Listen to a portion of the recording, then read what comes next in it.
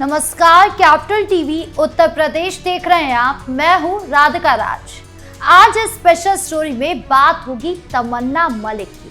वही तमन्ना मलिक जिनकी चर्चा सोशल मीडिया से लेकर सियासत तक हो रही है, जिन्होंने शिवरात्रि के दौरान कांवड़ यात्रा की, जिनकी एक झलक देखने के लिए भारी भीड़ सड़क पर जुट गई।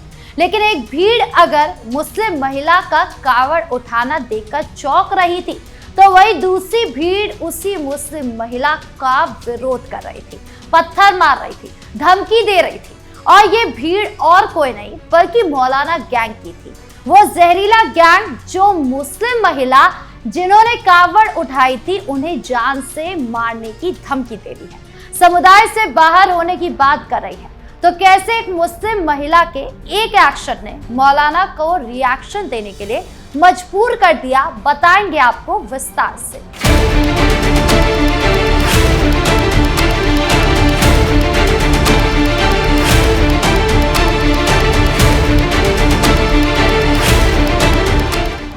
कांवड़ लेकर चली मुस्लिम महिला। सबसे पहले आपको बता दें कि तमन्ना मलिक है कौन, उन्होंने किया क्या जिसके कारण आज उन्हें जान गंवाने तक की धमकी मिल रही है।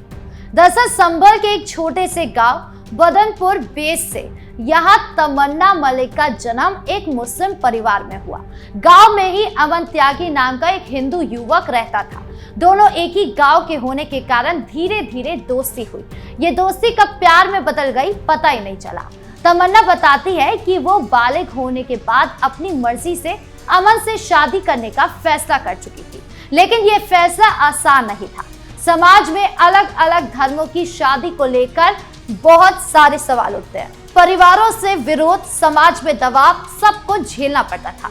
फिर भी तमन्ना और अमन ने हिम्मत नहीं हारी। उन्होंने लव मैरिज की और ये शादी उत्तर प्रदेश सरकार, पुलिस और प्रशासन की मदद से हो गई। खासकर योगी आदित्यनाथ की सरकार ने उन्हें सुरक्षा और सहयोग दिया। अमन कहते हैं, अगर दो बालिग अपनी मर्जी से बिना किसी धोखे के शादी करना चाहते तो इसमें किसी को आपत्ति नहीं होनी चाहिए। शादी के बाद तमन्ना अपने ससुराल में रहने लगी। यहाँ उन्हें बहुत प्यार मिला।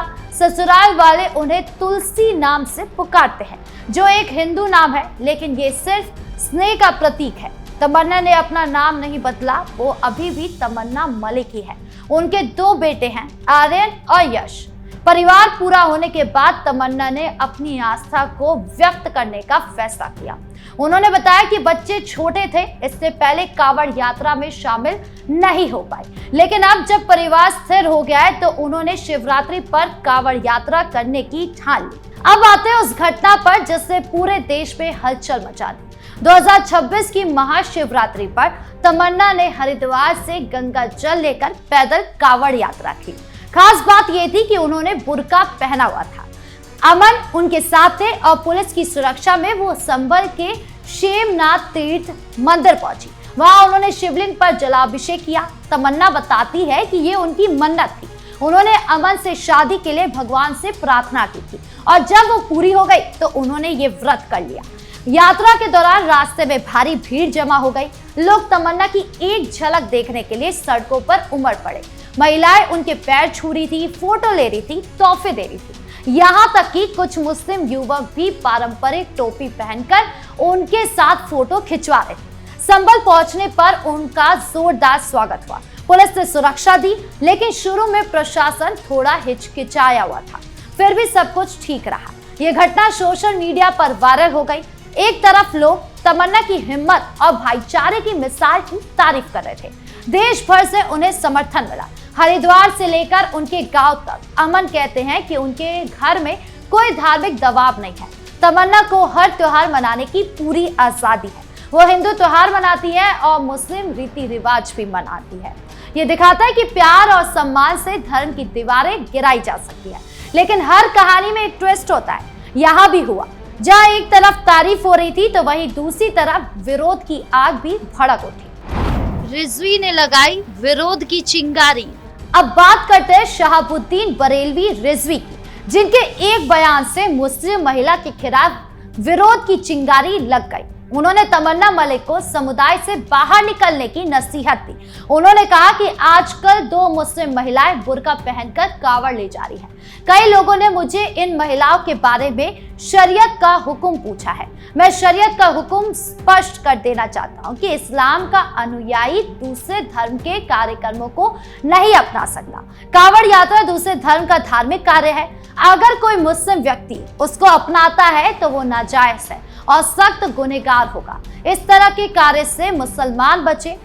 ये बयान सोशल मीडिया पर फैला और इसके बाद तमन्ना को जान से मारने की धमकियां मिलने लगी। कुछ लोगों ने वीडियो बनाकर कहा कि उन्हें जिंदा जला देना चाहिए या मार देंगे।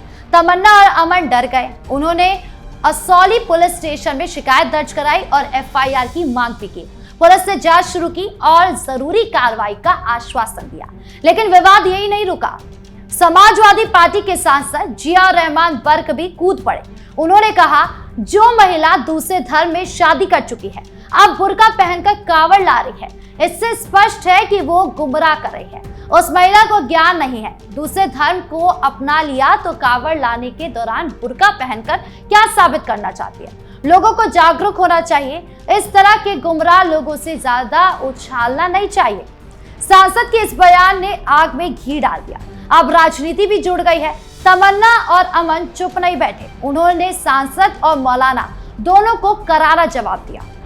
महिला ने मौलाना के खिलाफ भरी हुंकार। इन बयानों के बाद मुस्लिम महिला ने एक एक करके सभी आरोपों और विरोध का जवाब दिया। सबसे पहले उन्होंने सपा सांसद जिया रहमान बर्क को लेकर बयान दिया। तमन्ना मलिक ने सपा सांसद को करारा जवाब देते हुए कहा, इस्लाम सांसद का नहीं, सबकी अपनी मर्जी है।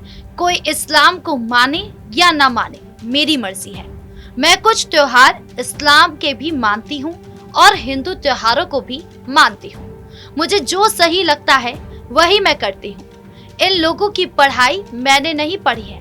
मैंने सुना है कि कुछ लोग कह रहे हैं कि बुर्का उसके बाप की जागीर नहीं है, तो उनको मैं जवाब देना चाहती हूँ कि उनके भी बाप का बुर्का जागीर नहीं है।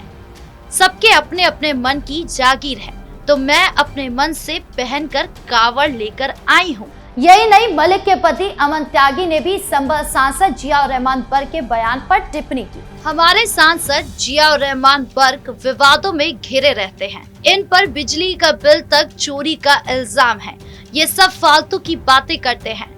बुर्का पहनने से बुर्का बदनाम कहां से हो गया? आप ही लोगों ने 22 साल तक इन्हें बुर्के में रखा था और आज इन्होंने पहन लिया तो बदनाम कहां से हो गया?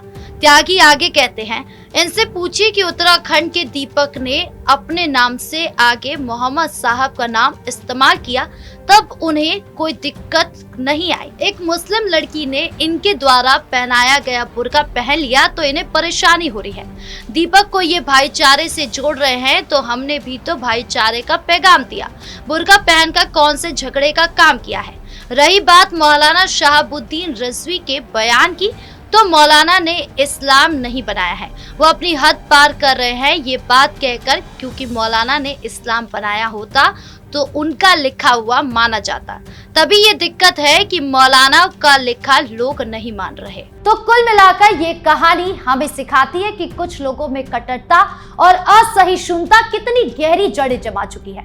तमन्ना मलिक, एक मुस्लिम महिला ने अपनी व्यक्तिगत मन्नत पूरी करने के लिए महाशिवरात्रि पर बुर्का पहनकर कावड़ यात्रा की, गंगा जल लेकर शिवलिंग पर जलाभिषेक किया। ये उनकी निजी आस्था थी, कोई राजनीतिक या सामाजिक बयान नहीं था। लेकिन हुआ क्या? मौलाना शहाबुद्दीन रिजवी जैसे कथित धार्मिक नेता ने तुरंत फतवा जारी कर दिया कि ये नाजायज है, सख्त गुनाह है और मुसलमानों को ऐसे कार्य से बचना चाहिए।